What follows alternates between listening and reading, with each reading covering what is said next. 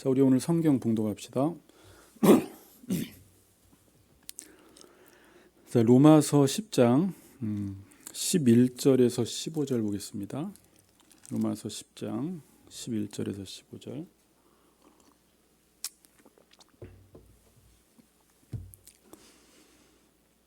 제가 봉독하겠습니다. 성경에 이르되 누구든지 그를 믿는 자는 부끄러움을 당하지 아니하리라 하니 유대인이나 헬라인이나 차별이 없음이라. 한 분이신 주께서 모든 사람의 주가 되사 그를 부르는 모든 사람에게 부요하시도다. 누구든지 주의 이름을 부르는 자는 구원을 받으리라. 그런즉 그들이 믿지 아니하는 이를 어찌 부르리요? 듣지도 못한 이를 어찌 믿으리요? 전파하는 자가 없이 어찌 들으리요? 보내심을 받지 아니하였으면 어찌 전파하리요? 기록된 바 아름답도다 좋은 소식을 전하는 자의 발이여 함과 같으니라. 아멘. 아멘. 네. 건조하지도 않은데 겨울만 되면 입이 마르네 참. 여기까지 오니라고 수고 많으셨는데 앞뒤 사람하고 인사합시다. 하나님을 가까이 하는 것이 복입니다. 이렇게 인사합시다. 네, 하나님 가까이 하는 게 복입니다. 네.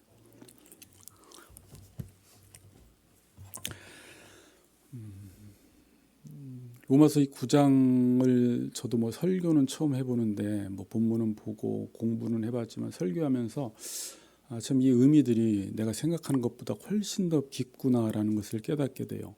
이 본문의 논리를 잘 따라가면서 불붙는 논리라고 하잖아요. 성경의 논리를 따라가다 보면 우리 마음속에 불이 붙고 이 안에 복음이 있고 또 하나님께서 여러분들에게 주시는 분명한 메시지가 있을 줄 믿습니다. 자, 지금 우리가 계속 살펴보고 있는 본문은 이 의라는 것 잘 들으세요. 이제 의, 구원 같은 거예요. 우리가 의로워져야지 구원받을 수 있기 때문에 이 의와 구원이라는 것은 율법의 행위로 오는 것이 아니라 그 어떤 인간의 행위로 얻을 수 있는 것이 아니라 믿음으로만 가능하다라는 사실을 지금 계속 살펴보고 있는 중에 있습니다. 그러니까 구원과 의라는 것은 인간이 어떤 행위를 해도 어떤 발버둥을 쳐도 노력을 해도 인간의 힘으로는 절대 줄 수 없고 잡을 수가 없다는 것입니다. 그래서 로마서 10장에서는 이걸 얼마나 허무하게 이야기했냐면 이렇게 이야기했죠. 의를 따라가면 의에 이를 수 없다. 내가 의로워야지 천국 가고 의로워야지 구원을 받는데 내가 의를 따라가면 의를 잡아야 되는데 의를 따라가도 의에 이를 수 없다라는 게 참 인간에게 있어서 가장 큰 불행이에요. 자, 이거예요. 의라는 것은 인간에게 꼭 필요해요. 의로워야지 하나님의 자녀가 되고 의로워야지 천국 가고 의로워야지 구원을 받아요. 그러니까 의라는 것은 인간에게 무조건 필요한 것인데 의를 인간이 이룰 수가 없어요. 인간에게 꼭 있어야 돼요. 꼭 필요한 거예요. 그래서 예수님이 이걸 양식이라고 이야기했어요. 양식. 요한복음에 자주 나오는 단어죠. 이건 우리의 양식. 양식은 뭐죠? 안 먹으면 죽어요. 그러니까 의가 우리의 양식인데 이 의라는 것을 내게 꼭 필요한 것을 정말 나에게 있어야지 사는 것인데 이걸 내 힘으로 얻을 수 없기 때문에 이 세상 사람들이 죽었다라고 하는 거예요. 살아있는데. 그리고 불행한 거예요. 아무리 국가 지도자가 아무리 의로운 지도자들이 의를 이루어 보려고 하고 유토피아를 세워보려고 하고 이 땅에 하나님 나라를 세워보려고 하고 경제 대국을 이루어서 사람들의 GNP를 높여서 정말 행복한 삶을 살아보려고 하는데 그 의라는 것은 하나님 아니고서는 절대 손에 잡히지를 않는다라는 것입니다. 그래서 우리가 보기에는 세상을 부러워할 수도 있겠지만 하나님의 관점으로 볼 때는 이 세상은 하나님의 진노 아래 있게 되는 거예요. 다 죽어가고 있는 거예요. 하나님이 볼 때는 썩은 송장으로 보이는 거예요. 에스겔 골짜기의 마른 뼈로 보이는 것입니다. 인간이 육은 채워요. 육은 채우고 쾌락적으로 살아가고 수많은 것들을 자신의 만족을 위해서 행하며 살아가지만 의라는 것을 이루지 못하니까 구원받지 못하고 계속해서 결핍된 상태 속에서 불행하며 죽어가고 있는 게 인생이라고 성경은 말씀하고 있습니다. 요한복음 4장 34절에 예수님이 이런 말씀을 하세요. 이런 구절은 제자 훈련 안 받아도 그냥 외워버리세요. 예수께서 이르시되 나의 양식은 뭐래요? 예수님이 나를 보내신 이의 뜻을 행하며 그의 일을 온전히 이루는 것이라. 예수님이 뭐라고 했어요? 이게 사마리아 여인과의 대화를 통해서 예수님의 제자들이 예수님 양식을 좀 갖다 드린다고 하니까 난 너희들이 알지 못하는 양식이 있다라고 하면서 하신 말씀이거든요. 나의 양식이 뭐래요? 나를 보내신 이의 뜻을 행하며 그의 일을 온전히 이루는 것이 나의 양식이다 라고 말을 해요. 그런데 나를 보내신 이가 누군지도 모르고 그분이 누군지 모르니까 그의 뜻을 알지 못하면 그분의 뜻을 온전히 이룰 수가 없어요. 그걸 행해야지 인간이 배부름을 얻고 행복하고 그게 우리의 양식이 되고 그게 꼭 있어야 할 것이 되는데 나를 보내신 이를 모르고 그분의 뜻을 모르면 우리는 양식을 먹지 못해서 죽어간다는 것입니다. 자, 그러면 이제 제가 전제를 말씀드려요. 그럼 기독교 신앙은 뭐냐? 인간이 스스로 이룰 수 없는 이 의와 구원을 하나님이 이루셨다라는 거예요. 이게 복음이라고 해요. 이제 복음에 대해서 오늘 잘 들어야 돼요. 제가 얼마 전에 양 목사님 세미나를 하나 꼭 가보세요. 그래서 거기를 몇 박 며칠 동안 다녀왔는데 거기 훌륭하신 강사들이 온대요. 그래서 뭐 하나 갔더니 복음이 뭔지를 목사들 앉혀놓고 가르쳐주고 있는 거예요. 죄송한 이야기인데 목사들이 복음을 모르는 거예요. 사역을 하는데 복음을 몰라요. 이 시대의 문제는 말씀을 많이 전하는 것보다 성경이 이야기하는 복음을 모르니까 성도들에게 지금 복음을 전하지 못해서 성도들이 구원을 못 받는 거예요. 그래서 여기서 뭐 하냐면 3박 4일 동안 복음에 대해서만 계속 가르쳐 주는 거예요. 아니 목사들 앉혀놓고 3박 4일 동안 복음에 대해서 가르쳐 줄 게 있을 것 같아요? 있어요. 그리고 듣고도 잘 모르고 들어도 목사님들이 이게 복음이었구나. 그리고 지금 우리 화요반에서도 복음 중심 공동체를 배우면서 몇몇 지체들이 복음이 이런 줄 처음 알았어요. 이렇게 말씀하는 사람들이 있어요. 인간이 스스로 이룰 수 없는 의와 구원을 하나님이 이루셨다라는 것입니다. 그러니까 기독교 신앙은 인간이 하나님을 위해서 어떤 일을 행하는 것이 아니라 하나님이 인간을 위해서 행하신 일을 믿으라는 거예요. 그러면 의로워지고 생명을 얻고 구원을 받는다. 그래서 믿으면 영생을 얻는다라는 우리가 늘 그냥 익숙하게 외우고 있는 구절인데 잘 새겨서 다시 한번 여러분의 것으로 만들어야 돼요. 기독교 신앙은 우리가 하나님을 위해서 뭘 행하라는 게 아니에요. 왜? 행해봤자 하나님께 도움도 안 되고 행해봤자 의를 얻지 못해요. 의는 하나님께서 이루신 거예요. 복음에는 하나님의 의가 나타났다라고 해서 예수 그리스도를 통해서 의를 이루셨고 이 하나님이 인간을 위해서 행하신 일을 인간이 믿으면 그 행하신 일을 믿으면 구원을 받고 영생을 얻게 된다라고 말씀하고 있어요. 자, 근데 왜 이게 복잡하냐면 우리는 또 믿는다라는 말을 또 너무나 많이 들었어요.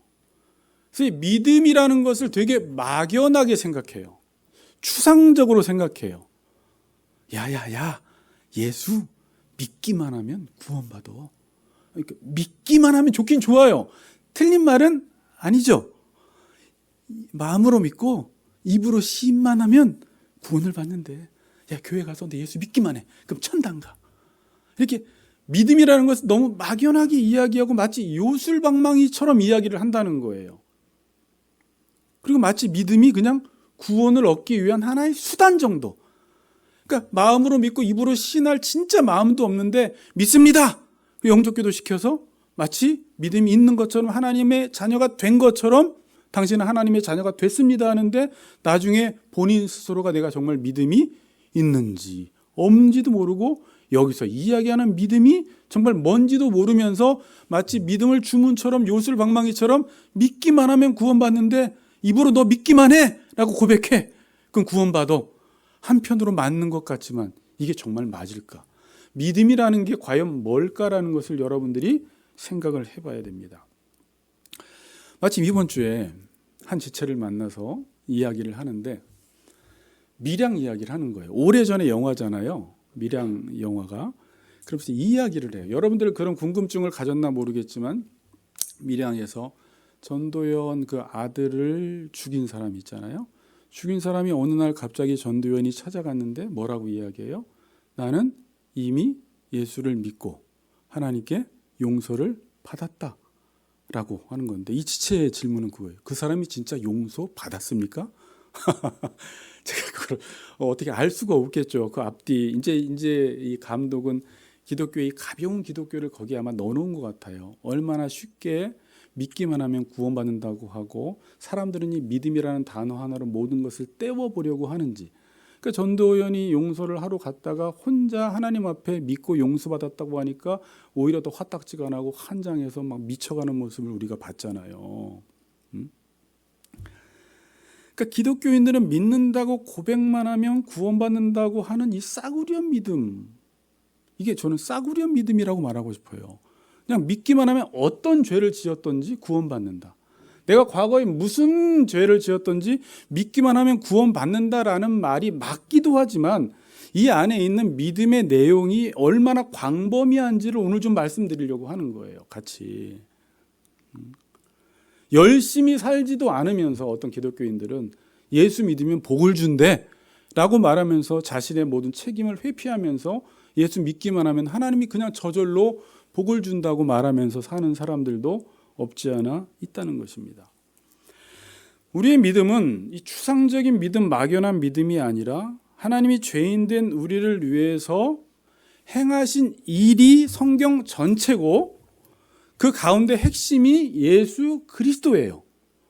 그리고 방금 김준영 집사님이 기도한 대로 그 안에 하나님이 누구신지 십자가 안에 하나님의 공의와 사랑과 하나님의 의를 이루신 것이 드러났고, 그래서 우리는 그 예수 그리스도를 믿으면 구원을 받아 하나님의 자녀가 된다라는 것이 그냥 단선적으로 이야기하면 이게 복음이 맞아요.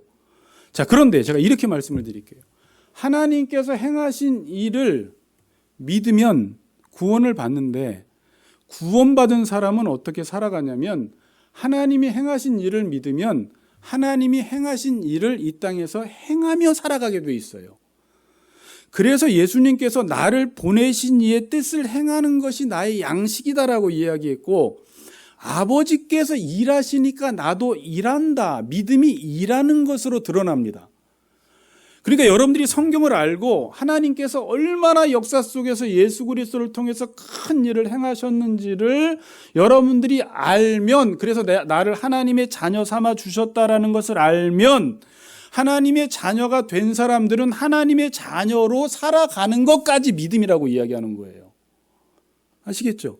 하나님의 자녀가 됐기 때문에 이제 하나님의 자녀로 살아가는 것까지 믿음이라고 이야기하는 거고, 하나님이 나를 사랑하시니까 내가 사랑하는 삶을 살아가는 게 믿음이라고 이야기해요.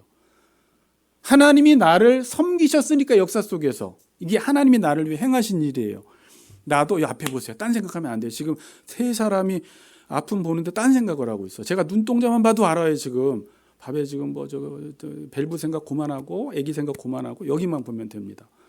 설교할 때 이 집중이 흐려지는 게 사탄이 우리를 혼미케 하는 거예요. 너무나 중요한 말씀인데 말씀을 못 듣게 한다니까요. 여기 나와 있는데 이 앞에도 졸아요. 그래서 이 앞에도 딴 생각하고. 설교는요 제일 집중해야 돼요. 집중하지 않으면 설교는 사탄이 그냥 먹었던 거 확 뺏어가요. 말씀이 너무 중요하기 때문에. 이 사람들이 말씀만 들으면 구원받기 때문에 말씀 못 듣게 합니다. 그래서 지금 계속 여러분 스스로와 싸워야 돼요. 그러니까 믿음은 하나님께서 행하신 것이 맞아요. 근데 이 행하신 것을 믿는다라는 것은 하나님이 행하신 대로 나도 행하는 거고, 하나님이 나를 사랑하시는 대로 나도 사랑하는 거고, 하나님이 나를 섬기시는 대로 나도 섬기는 데까지, 여기까지 믿음이라고 지금 이야기를 하는 것입니다. 자, 지난주는 특별히 이 믿음을 따라 살면, 지난주 설교를 계속 들으셔야 돼요. 지난주 믿음을 따라 살면 믿음의 말씀을 전파하면서 산다라고 이야기했습니다. 전파하면서 산다.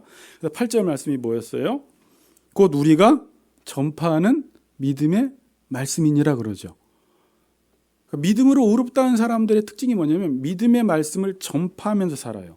이 전파라는 단어가 뭐냐면 고지하다, 알리다, 선포하다. 이게 기독교의 가장 큰 특징입니다. 오늘 설교는 전파하는 거예요. 이론을 전하는 게 아니라 선포하는 거예요. 그 전파라는 뜻이에요. 고지하다, 알리다, 선포하다. 성경에서 이 복음이라는 단어 여러분 많이 들어보셨죠? 뭐 굿 뉴스라고 하는데 뭐 좋은 소식이에요. 좋은 소식인데 이게 헬라어로는 유앙겔리온이라는 단어예요. 뭐라고요? 유앙겔리온이라는 단어예요. 근데 이 단어는 원래 복음서 기자들이 먼저 사용한 단어가 아니라 그냥 로마 시대부터 사용하던 단어였어요. 복음. 전령들이 다니면서 유앙겔리온이 왔다, 유앙겔리온이 있다라고 하면서 전하고 다녔어요. 언제? 그 당시에 로마 황제가 태어난다거나 황제가 등극할 때, 아니면 전쟁에서 승리할 때 전령관들이 말을 타고 다니면서 그게 복음이기 때문에 다니면서 유앙겔리온이 왔다, 유앙겔리온이 있다라고 하면서 복음을 전파하고 다녔던 그 단어를 복음서 기자들이 차용해서 사용한 것입니다. 그럼 복음서에서는 복음이 뭘까요? 원래 로마 시대에 황제가 태어나고 황제가 등극할 때, 등극하면 어떻게 돼요? 그 황제가 통치하는 나라가 되는 거잖아요. 그러니까 복음이라고 이야기했던 거예요. 금이 복음이라는 것이 이제 이 기독교 문화에 들어와서는 어떻게 바뀌었어요? 이 단어가 예수님께서 우리를 위해서 죽으셨다가 다시 살아나셔서 우리의 주와 그리스도가 되셨다. 지난주에 살펴본 거잖아요. 그래서 그 예수님이 지금 하나님 보좌 우편에서 우리를 다스리시고 통치하시면 하나님의 나라가 임하는 거잖아요. 그분이 우리를 통치하시니까 그걸 복음이라고 이야기하는 거예요. 복음이 뭐라고요? 예수께서 죽었다가 살아나셔서 어디 계시지가 아니라 이 땅의 만왕의 왕이 되시고 이 땅의 메시아가 되셔서 주가 되셔서 트럼프가 통치하는 것이 아니라 트럼프 말 한마디에 세계 정세가 왔다 갔다 하는데 진짜 이 땅의 만왕의 왕은 예수 그리스도가 이 땅의 만왕의 왕으로 통치하시니까 그분의 통치를 받아들이면 하나님의 나라가 임해요. 그래서 제가 여러분들에게 하나님의 나라가 뭐라고 했어요? 통치 개념으로 설명했죠. 아, 그 의로우신 하나님이, 정의로우신 하나님이 우리를 통치하시니까 이 땅에 하나님의 나라가 임하는 거예요. 이 단어가 구약성경에서는, 신약성경에서는 유앙겔리온, 구약성경에서는 바사르라는 단어예요. 기쁜 소식을 전하다라는 의미예요. 바사르가. 그때 구약시대에 기쁜 소식을 전하는 건 뭐였을까요? 하나님께서 우리를 통치하신다라는 것이에요. 구약시대에는. 그럼 하나님께서 그들을 통치하시면 어떻게 돼요? 구원이 발생되는 거예요. 그래서 구약시대 복음은 여호와께서 우리를 통치하시니까 우리에게 구원이 임한다라는 뜻이었어요. 자, 이제 복음 아시겠어요? 복음은 이론이 아니죠. 복음은 이미 발생된 일을 선포하는 거고 고지하는 거고 알리는 것입니다. 자, 이사야서 52장 7절을 보세요. 중요한 구절이죠. 이사야서 52장 7절. 잘 보세요. 이제 좋은 소식을 전하며 복음 이야기하네요. 평화를 공포하며 복된 좋은 소식을 가져오는 구원을 공포하며 시온을 향하여 이르기를 뭐라고요? 내 하나님이 통치하신다. 이 복음이에요. 내 하나님이 통치하신다 하는 자의 산을 넘는 발이 어찌 그리 아름다운가. 오늘 이제 여기 인용되는 구절이잖아요. 복음 들고 산을 넘는 자들의 발길 아름답고도 아름답도다. 그 찬양 아시죠? 그 이야기 지금 하고 있어요. 내 하나님이 통치하신다 하는 자의 산을 넘는 발이 가장 아름답다는 거예요. 왜? 그 발을 가지고 그 당시에는 뭐 샌들을 신고 동서남북을 다니면서 하나님이 통치하신다, 하나님이 통치하신다가 구약시대의 복음이었고, 신약시대에는 예수님께서 죽었다 살아나셔서 하나님 보좌 우편에서 메시아와 주가 되셔서, 이게 사도행전에서 사도들이 전했던 복음의 내용이에요. 너희들이 죽였던 예수 그리스도가 살아나셔서 주와 메시아가 되셨다가 복음의 핵심이었어요. 그리고 그들이 그 복음을 전하러 다녔고 그 복음의 기초 위에 교회가 세워진 거예요. 그래서 교회의 머리가 예수가 된 거예요. 그분의 통치를 받는 공동체가 된 거예요. 그러니까 우리는 행복한 거예요. 우리가 그분의 통치를 안 받아들여서 그렇지, 통치하실 때 자꾸 졸고 딴 생각하고 통치 노 하니까 나한테 하나님 나라가 임하지 않는 것이지, 그분이 통치하실 때 그분의 통치만 받아들이면 하나님 나라는 여기 있다 저기 있다가 아니라 그분의 통치를 받아들이면 네 마음 안에 이미 하나님 나라가 임해버린다라고 말씀을 하는 것입니다. 이렇게 하나님이 하신 일을 전파하고 알리고 고지하는 게 뭐라고요? 복음이에요. 그러니까 복음은 또다시 계속 반복해서 하나님이 행하신 일, 역사 속에서 제가 소리문답을 가르칠 때는 이 하나님이 행하신 일이 뭔지 알아야지 믿는다라고 이야기했잖아요. 그 하나님이 행하신 일이 복음이고, 복음은 절대 이론이 아니에요. 복음은 기쁜 소식을 전하는 것입니다. 소식을 전한다는 건 뭐죠? 이미 복음이 완성된 거예요. 그래서 그거를 전파로 다니면 사람들이 그것을 믿고 구원을 받는, 그래서 너희들 예전에 쉽게 예수 믿으면 구원받아라는 이 단순한 말씀이 이 안에 이렇게 놀라운 의미가 담겨져 있다는 사실을 여러분들이 알고 복음을 전하고 사용했으면 좋겠습니다. 그러니까 지금 사람들은 잘 살아보려고, 행복해지려고 발버둥을 치고 있어요. 이게 인간의 삶이에요. 지금까지 역사 속에서 인간은 끊임없이 이거 하면 잘 살까? 저거 하면 잘 살까? 돈이 많으면 잘 살까? 집이 크면 잘 살까? 남편이 많으면 잘 살까? 여자를 여러 명 두면 잘 살까? 뭐 하면 잘 살까? 계속 잘 살까에 관심이 있어요. 그런데 잘 안 사라지고 AI와 과학과 기술 문명은 발전했지만 이 세상은 갈수록 악해져요. 그러니까 인간은 나아진 게 없어요. 오히려 과거보다 지금이 더 타락하고 더 악해져 있어요. 속으시면 안 돼요. 그래서 인간은 더 괴로워요. 지금 삶 자체가 고통이에요. 말세에 고통하는 때가 이르는데 사람이 자기 사랑에서 엄청난 고통을 당하고 있어요. 고통은 다른 데서 오는 게 아니에요. 그래서 요한복음 4장에 보면 아까 예수님이 하셨던 말씀이 그 수가성 사마리아 여인과 대화 가운데 했던 말이거든요. 그 대화 가운데 4장 26절에서 나를 보내신 이의 뜻을 행하는 것이 나의 양식이라고 했을 때 수가성 사마리아 여인은 어떻게 살았어요? 남편을 5번 바꿨는데 이번에 또 바꾸려고 해요? 목이 말라. 아무리 바꾸어도 목이 말라. 그러니까 10번 정도 바꾸면 좀 만족이 있지 않을까? 그래서 지금 여기서 남편 이야기만 하는 게 아닙니다. 남편은 내 짝을 말하는 거예요. 우상숭배예요.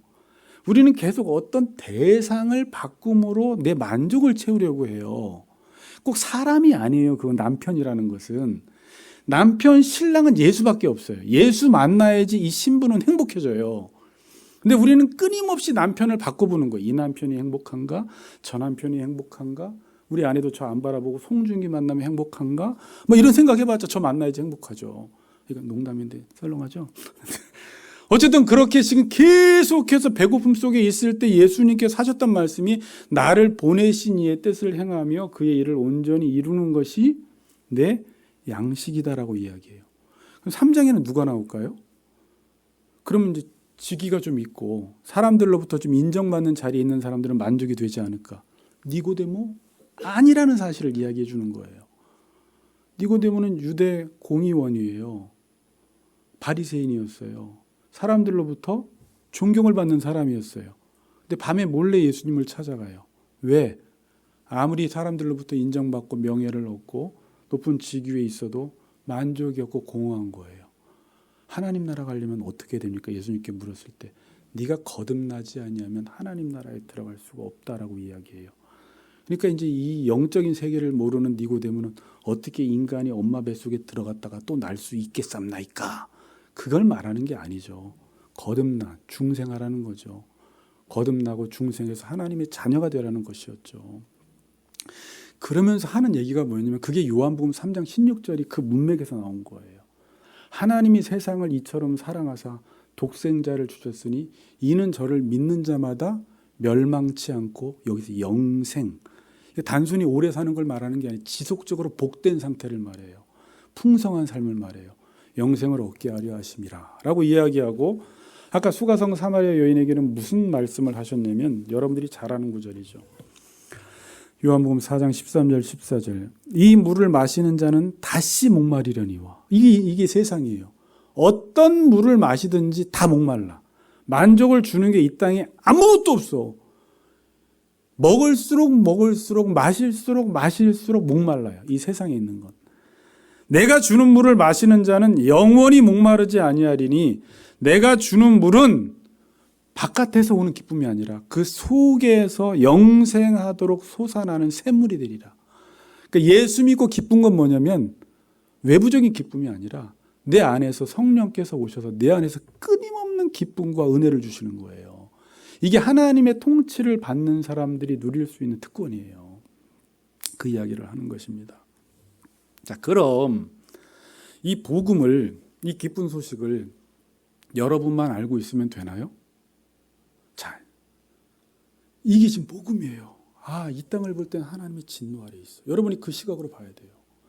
물론 여러분 이 땅에서 먹고 마시고 있는 게 필요 없다는 말이 아닌데, 그럼에도 불구하고 이들은 하나님의 진노 아래에 있고 허물과 죄로 죽었어요. 아무런 소망이 없어요. 그래서 인생 다 살고 나서 부질없다 그래요. 잘 산 사람이나 못 산 사람이나 있는 사람이나 없는 사람이나 배운 사람이나 못 배운 사람이나 나이 먹으면 평준화돼가지고 다 똑같아져요. 다 부질없구나. 내가 좋은 대학 나온 것도, 좋은 집에 산 것도, 무엇도 젊은 날은 그것만 붙들면 뭔가 이루어질 것 같았는데 보니까 이 땅에서는 내가 이룰 수 있는 게 없구나. 행복은 잡으면 잡을수록, 잡으려고 하면 할수록 도망간다라는 사실을 알고 이 땅에 행복이 없고 나의 양식이 없다라는 것만 깨닫게 돼요. 그러면 이 복음을 알았다면 어떻게 해야 돼요? 전해야 되겠다. 누구를 봐도 불쌍한 거예요. 그럼 대통령을 봐도 믿지 않으면 불쌍한 거고, 아무리 장관이라고 해도 믿지 않으면 불쌍한 거고, 100평짜리 집에 살아도 믿지 않으니까 불쌍한 거고, 저 영혼 얼마나 공허할까? 내일은 또 저 영혼 뭐 채우려고 어디로 또 싸돌아다닐까? 매일 뭐 없나? 남편 찾으러 다니는 거예요. 그러면 우리가 이제 이 복음을 전해야 되는 거예요. 당연히 전하고 싶어요? 안 싶어요? 아니, 싶어야 되는 거예요. 이게 너무나 복된 소식이기 때문에. 근데 복음을 전하지 않으면 본문에서는 들을 수가 없어요. 듣지 않으면 어떻게 돼요? 믿을 수가 없어요. 믿지 않으면 주의 이름을 부를 수가 없어요. 주의 이름을 부르지 않으면 구원을 못 받아요. 그 논리로 설명하고 맞춰지는 건데, 그래서 복음을 전파하는 자들의 발걸음이 아름답고도 아름답도다라는 것이죠. 그러니까 지금도 누군가가 주의 이름을 부르지 않는 거 보니까 뭐 못한 거예요? 듣지 못한 거예요. 믿지 못한 거예요. 믿지 못하는 거 보니까 믿지 아니하는 일을, 듣지 못한 일을 어찌 믿으리요? 듣지 못한 거예요. 듣지 못한 거 보니까 나한테 아무도 그 복음을 전해주는 사람이 없었고, 전해줘도 잘못된 복음을 전해줘서 아직까지 복음이 무엇인지 몰라서 교회 다니면서도 율법주의 신앙생활을 하고 자력구원의 신앙생활을 하면서 마치 내가 열심히 해야지만이 하나님이 나를 이뻐해 주는 것처럼 잘못된 신앙생활을 하는 사람들이 많다라는 거예요. 왜? 잘못된 복음을 들었기 때문에 그래요. 기독교는 전파의 종교예요. 이 하나님이 행하신 일을 전파하면 하나님의 나라가 임해버려요. 자, 여러분, 예전에도 우리 교회 다니던 분들이 하나님 나라에 대해서 궁금해서 질문들을 많이 하는데, 하나님의 나라는 환경과 조건을 바꾼다고 오는 것이 아니에요. 하나님의 나라는, 자, 드세요. 하나님의 나라는 인간이 만들 수 있는 나라가 아니에요. 유토피아나 천국이나 하나님 나라는 인간이 만들어낼 수가 없어요. 왜? 의랑 똑같은 거예요. 하나님 나라와 의를 구하라 그러죠. 하나님 나라와 의가 같은 개념이에요. 의를 따라가도 의를 이룰 수가 없어요. 하나님 나라도 내가 만들고 싶어도 안 와요. 아무리 주변 좋은 환경을 만들고 내가 정말 행복할 수 있게 모든 세팅을 다 해놔도 하나님 나라가 오질 않아요. 하나님 나라는 어떻게 와요? 이 복음을 증거했을 때 이 복음을 통해서 하나님의 나라가 임해버리는 거예요. 하나님이 통치하시는 거예요. 그곳에 하나님의 나라가 와요. 하나님의 나라가 오지 않으면 우리는 구원을 받지 못하는데, 여러분 구원이라고 하니까 또 앞으로 우리 한국 교인들은 천당만 생각해요. 이 천당 개념이 원래 있었기 때문에 죽은 이후에 가는 사후세계만 생각하는데, 구원이라는 것은 미래의 천국도 가지만 하나님 나라가 임하지만 이 땅에서도 여러분들이 하나님의 나라를 맛보는 거예요. 구원을. 지금도 여러분들 구원받아야 돼요. 지금 여러분 어떤 상태에 있어요? 또 하나님의 통치를 받지 않는 가운데 어딘가에 매여 있어요. 여러분들은 여러분이 하고 싶어서 그걸 한다고 하지만 하나님이 하라고 하는 일을 하지 않으면 하지 말아야 해도 될 일들을 계속 하고 있으면서 그것에 종노릇을 하고 있어요. 그래서 나는 이거 안 하면 못 사는 것처럼, 그걸 예수님께서 포로된 자에게 자유를 이야기하는 거예요. 매여 있는 거예요. 그래서 예수님이 이 땅에 오셔서 복음을 전할 때 그 포로된 자들이 자유케 되는 역사가 일어나요. 예수님이 이 땅에 오셔서 회개하라, 하나님 나라가 가까웠느니라라고 선포하실 때 어떤 일이 일어났어요? 하나님의 나라를 가르치고 전파하고 제자들을 세워서 이 하나님 나라의 복음을 전할 때 어떤 일이 일어났어요? 매었던 사람들이 막 풀려나는 일이 일어나는 게 귀신이 떠나가는 거예요. 병자들이 고침받는 거예요. 안진매가 일어나는 거예요. 왜?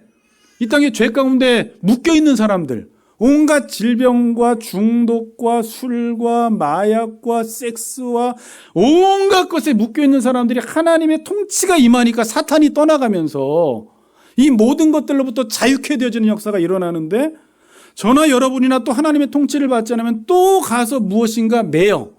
뭐에 매여? 이것만 하면 행복할 텐데라고 하는 거에 매여요. 이것만 하면 내가 안전하게 살 텐데 하는 거에 또 매여버리는 거예요. 그래서 그것에 종이 되어 또 살아가는 거예요. 아니라는 거예요. 너희들은 하나님이 너희들을 통치하신다. 이게 복음이라는 거예요. 여기서도 알게 모르게 이 복음을 들을 때 내 마음속에 막 자유가 생겨요. 어떤 사람은 질병이 나아요. 말씀을 듣다가 실제 암이 낫기도 하고 내 안에 있는 모든 더러운 것들이 떠나가는 일이 일어나요. 왜? 하나님의 말씀에 권세가 있기 때문에. 그러니까 제자들이 지들도 모르고 하나님 말씀의 복음을 막 전하러 다니니까 귀신이 떠나가고 병자가 나니까 막 기뻐하니까 예수님이 뭐라고 해요? 그것 때문에 기뻐하지 말고 너 이름이 생명책에 기록한 것으로 인하여 기뻐하라 그러잖아요. 그래서 예수님이 이 땅에 오셔서 3대 사역이 뭐예요? 가르치고 치유하고 전파하는 일만 하신 거예요. 사람들을 고치시고 계속 가르치시고 전파하시는. 그래서 하나님 나라의 복음을 들은 사람들이 어떻게 해요? 또 하나님 나라의 복음을 전파하게 돼 있어요. 그게 사도행전 이야기 아닙니까? 그래서 제자들이 하나님 나라의 복음을 듣고 또 하나님 나라의 복음을 전파했더니 교회가 세워지고, 거기 믿는 사람들이 또 많아져서 그들이 또 하나님 나라의 복음을 증거해서 예루살렘과 온 유대와 사마리아와 땅끝까지 해서 지금 어디까지 왔어요?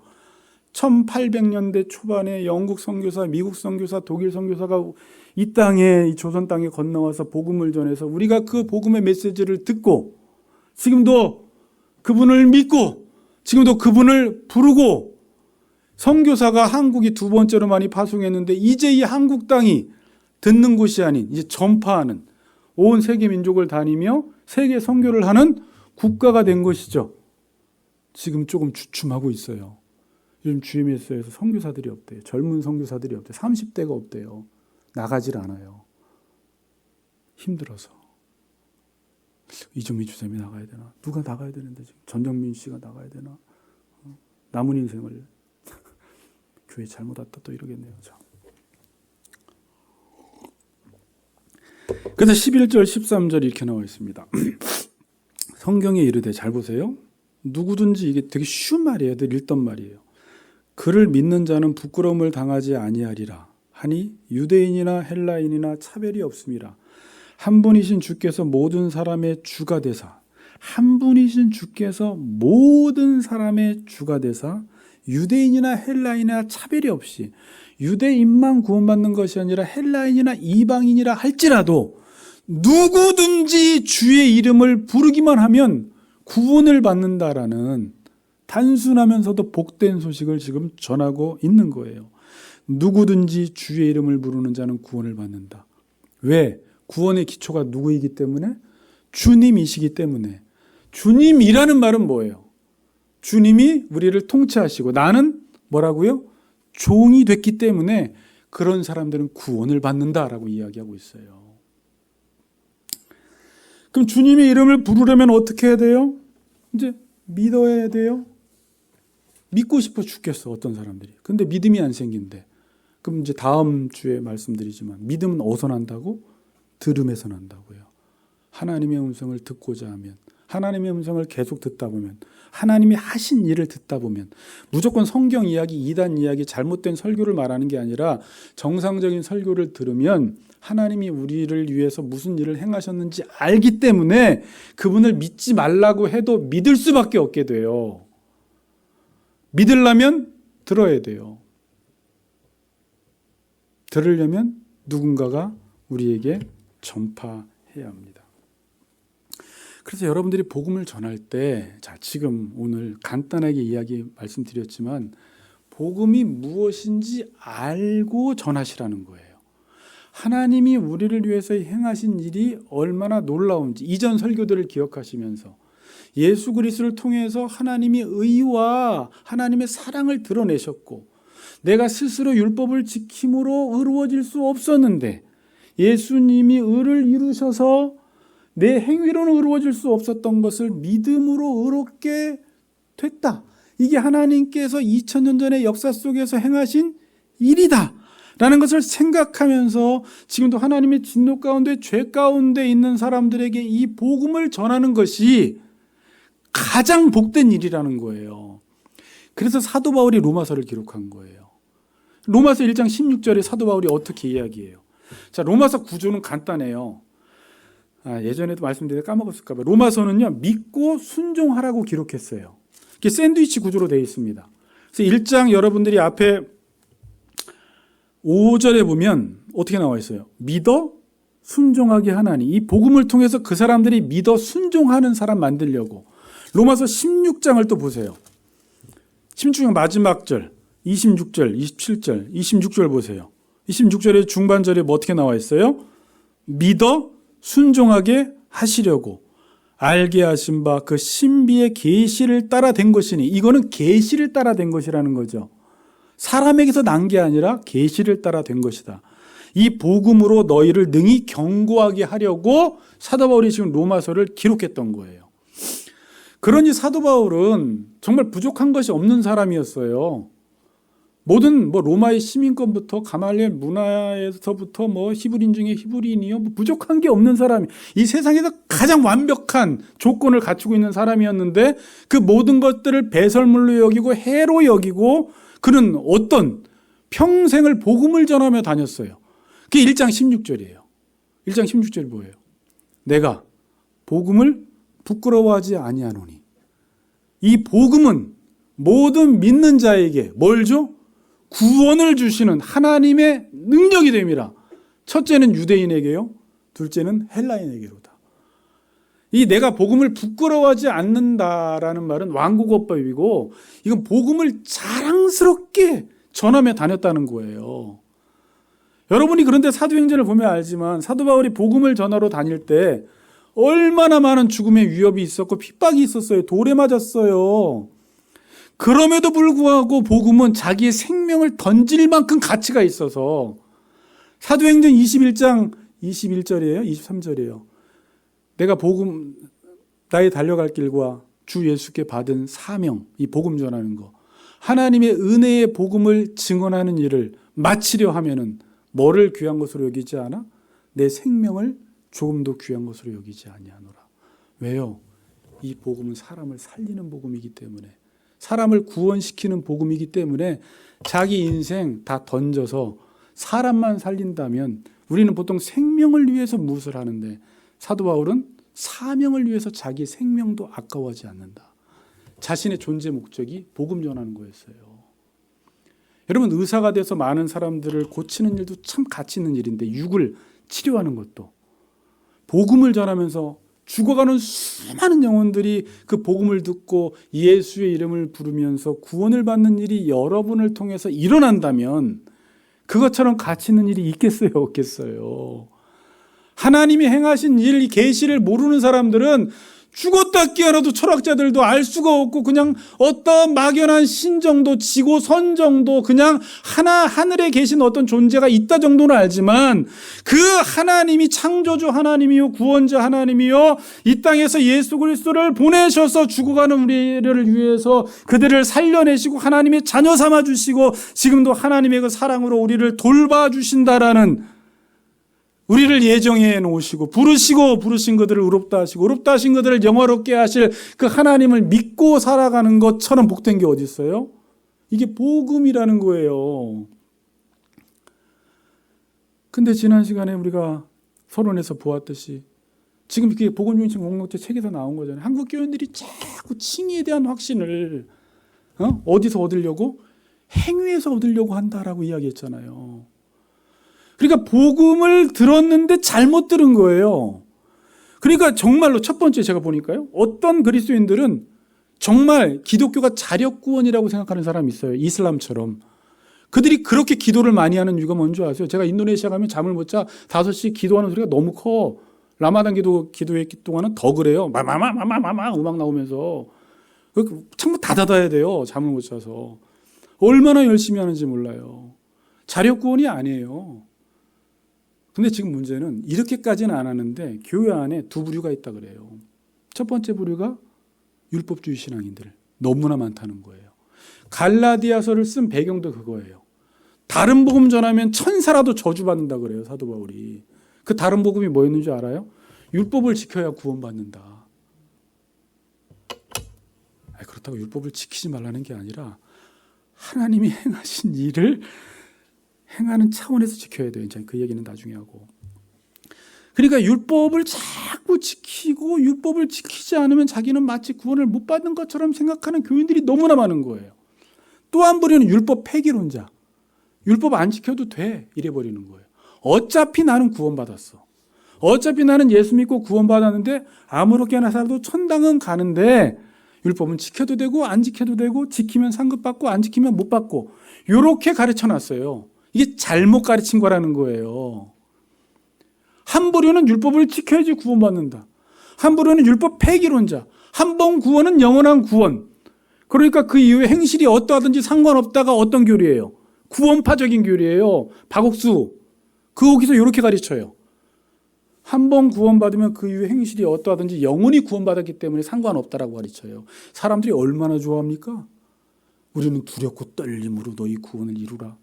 열매가 없으면 너희들 믿음이 없는 거다. 행실이 그렇다고 율법을 지켜서 구원받으라는 게 아니라 축구 선수가 됐으면 축구를 행할 수밖에 없고 하나님의 자녀가 됐으면 하나님의 자녀답게 살 수밖에 없는 차원에서 율법을 지키라는 거였잖아요. 그거는 율법주의자가 아니에요. 율법주의자는 율법을 지켜야 구원받는다고 생각하는 거예요. 근데 그런 그리스도인들이 있는 것 같아요? 없는 것 같아요? 있는 것 같아요. 대화를 나눠다 보면 자기가 구원을 어떻게 받는지도 잘 몰라요. 그래서 문제라는 거예요. 그게 다른 복음이에요. 사도 바울이 갈라디아서 내용 전체가 그거예요. 너희들 다른 복음 전하면 큰일 난다. 그때 율법을 지킴으로 구원받는다라는 것을 유대인들이 계속 전하고 다닌 거예요. 이미 사도 바울이 복음을 전했는데도 불구하고 못 받아들이는 거예요. 이 복음을. 너무 쉬워 복음이. 공짜는 싫어요 사람들이. 공짜는 사기예요 다. 그렇게 생각하는 거예요. 그래서 한국 교인들이 뭘 좋아하는 줄 알아요? 거래하는 걸 좋아해요. 내가 열심히 했으면 하나님 뭐 주셔야죠. 열심히 했는데 안 주면 삐져요. 열심히 안 했으면 주눅 들어요. 이런 패턴으로 신앙생활 하는 거예요. 이게 거래하는 신앙인들이에요. 고아 기질을 못 버린 거죠. 그러니까 이것도 복음이 뭔지 모르니까 이러는 거예요. 그렇죠. 율법주의로 가든지 율법 폐기론으로 가든지 아니면 더 심하게 자력권으로 가든지 기독교를 그렇게 생각하는 거예요. 왜? 하나님이 우리를 위해서 행하신 일을 몰라요. 다른 복음 전하지 말라는 거예요. 여러분 자칫 잘못하면 다른 복음 들었다 큰일 나요. 제가 그래서 이 복음이 들어가는 이단들이 뭔가 그냥 뭐 안 할래다가 찾아봤는데 구원파가 기쁜 소리 선교회 다 기쁜 소리 복음을 넣어버렸어요. 아까 구원파 교리는 그거예요. 한번 구원받으면 영원한 구원, 행실과 상관없이 구원받는다. JMS 정명석 기독교 복음 선교회네 이것도 보니까 이건 그냥 정명석의 가르침을 받으면 구원받는다고 이야기하고 정명석 가르침 받으려고 난리가 났었잖아요. 엘리야 복음선교회 박명호, 이거 안식교회, 안식에서 또 뛰쳐나온 또 이단이에요. 또 하나 하나님의 교회 세계복음선교회. 어제 우리 집 앞에 지나가다 보니까 토요일날 여기는 토요일날 지키니까 사람들이, 젊은 사람들이 얼마나 많이 거기 앞에 모였는지 몰라요. 요즘 여기에 제일 부흥하고 있어요. 이건 안상홍 증인인데, 안상홍 장길자가 하나님 아버지, 하나님 어머니로 가르치는데 이걸 믿고 있어요. 불쌍하잖아요. 복음 아니에요. 사탄이 계속 비슷하게 양의 탈을 쓰고 복음이라고 이야기하면서, 특별히 구원파, 한국교회에서 뭔가 명확하게 안 가르쳐 주니까 한번 구원받으면 영원한 구원이지, 뭔가 구원이 왜 취소돼? 라고 하면서, 물론 취소되는 건 아니지만 그 구원 교리가 애매하니까 이걸 가지고 지금 이단들이 활동을 하고 있습니다. 그래서 사도 바울이 갈라디아서 1장 7절에서 이건 읽어드릴게요. 이렇게 말해요. 8절.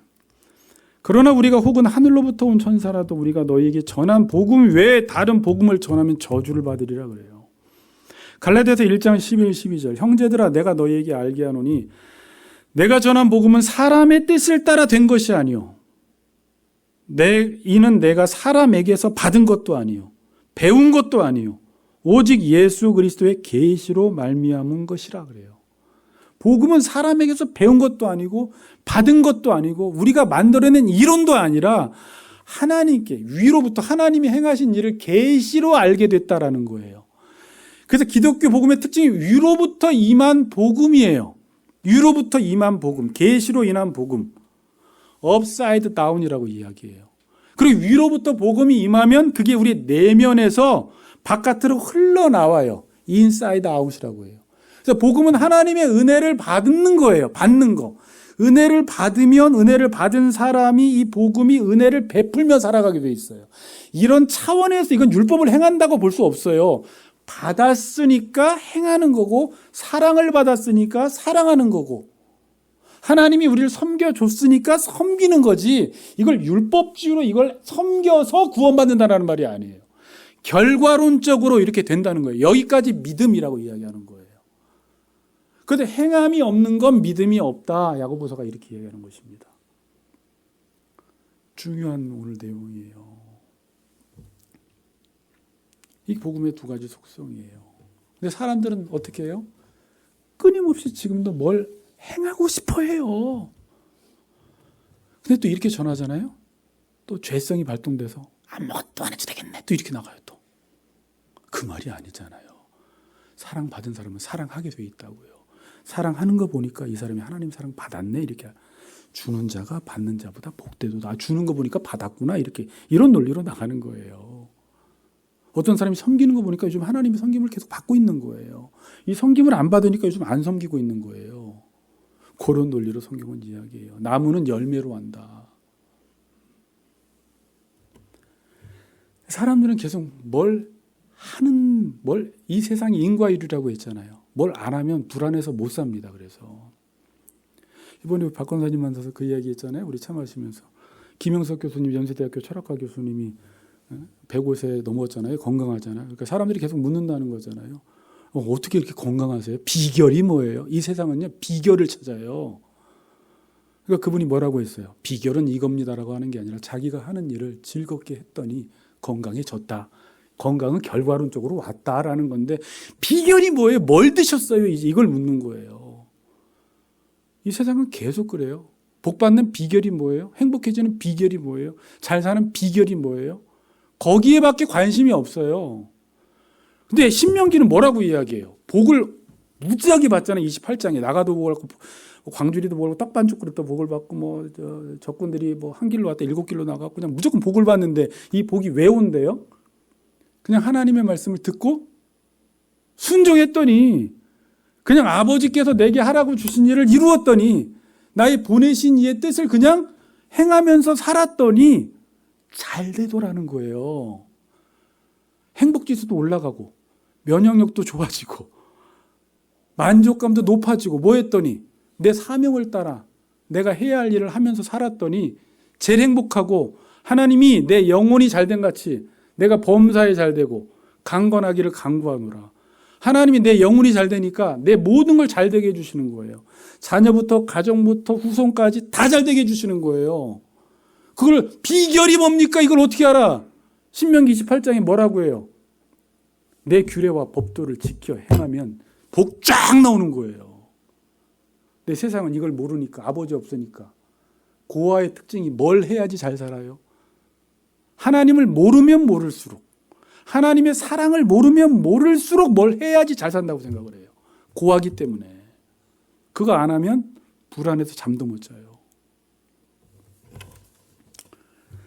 제가 여기다가 뭐 잘 살려고 하지 마세요, 복 받으려고 하지 마세요 막 써놨는데 뭘 한다고 되는 게 아니에요. 막 연예인들 늦게 결혼한 50대 연예인들 뭐 신현준 보니까 막 아침에 일어나서 막 알약을 20에서 30알씩 먹대요. 건강식품을 다 챙겨 먹대. 물론 그런 것들을 부족하면 챙겨 먹으면 건강하기도 하고 뭐 운동 많이 하면 건강하기도 한데 그래도 단명하는 사람하고 갑자기 죽는 사람하고 갑자기 심장마비 걸리는 사람들 많아요. 근데 그냥 하나님의 은혜와 사랑을 받고 그 은혜와 사랑을 나누며 베풀며 살아가면 하나님께서 그 사람에게 가장 좋은 길로 완전한 길로 인도해 주신다는 것을 우리가 경험하게 됩니다. 마지막 결론입니다. 마지막 절이 감탄사로 끝나요. 아름답도다 좋은 소식을 전하는 자들의 발이여 함과 같으니라 그래요. 제가 이 아름답다라는 것을 당연히 뷰티풀인 줄 알았는데 아니에요. 이 뜻이 계절에 알맞는 적절한 시기 때라는 거예요. 그러니까 복음을 전하는 자의 발이 때에 맞게 살아간다는 거예요. 그러니까 이게 무슨 말일까요? 에베소서에서도 그러잖아요. 세월을 아끼라. 때가 악하니라 그런데 복음을 전하는 사람은 때에 맞게 살아가는 사람이라는 거예요. 지금이 어떤 때인데? 고린도후서 6장 2절에 보라 지금은 은혜 받을 만한 때요. 지금은 구원의 날이다 그러잖아요. 주님이 오시면 이 은혜는 닫혀져 버려요. 기회는 지금밖에 없어요. 지금 이 사람들은 사망의 그늘에 앉아 울고 있어요. 신음하고 있어요. 뭔가 이것만 잡으면 행복하겠지 하며 그걸 달려갔는데 가보면 없어요. 이런 사람들에게 가장 복된 삶을 가장 시기적절하게 때에 맞는 삶을 사는 사람이 누구예요? 복음 전하는 사람이 가장 아름답다라는 거예요. 그 발이. 우리가 선교사님들 보면 왜 저렇게 힘들게 살지? 굳이 왜 저렇게 살지? 왜 저런 사례비 받고 왜 자녀애하고 힘들게 저렇게 살지? 우린 이야기하죠. 왜 모든 지인들과 동떨어져서 저렇게 외로운 삶을 살지? 그들이 복음을 전하면 이슬람권이, 동구권이 지금 복음을 듣지 못한 종족이 7,300종족이에요. 40%가 아직 못 들었어요. 30억이 좀 넘어요. 그러니까 앞으로도 선교사님들이 더 많이 나가야 돼요. 그 전까지 주님 오실까 안 오실까요? 안 오세요. 왜? 이 복음이 모든 민족에게 증거되기 전에 그때서야 끝이 온다. 증거돼야 끝이 온다고 이야기했어요. 그래서 선교사님들이 이 복음을 전하러 다니는 거예요.